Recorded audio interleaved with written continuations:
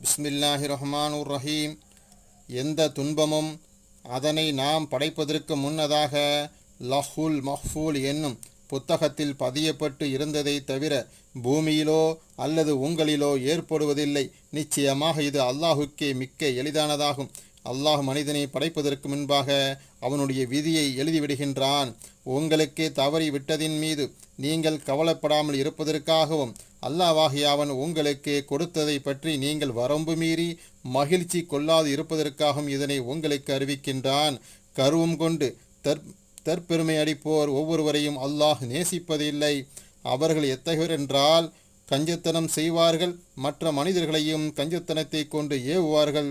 இன்னும் எவர் தன் பொருளை செலவு செய்வதில் இருந்து புறக்கணித்து விடுகின்றாரோ அப்பொழுது நிச்சயமாக அல்லாஹ் அவனை தேவையற்றவன் பெரும் புகழுடையவன் என அல்லாஹ் கூறுகின்றான்.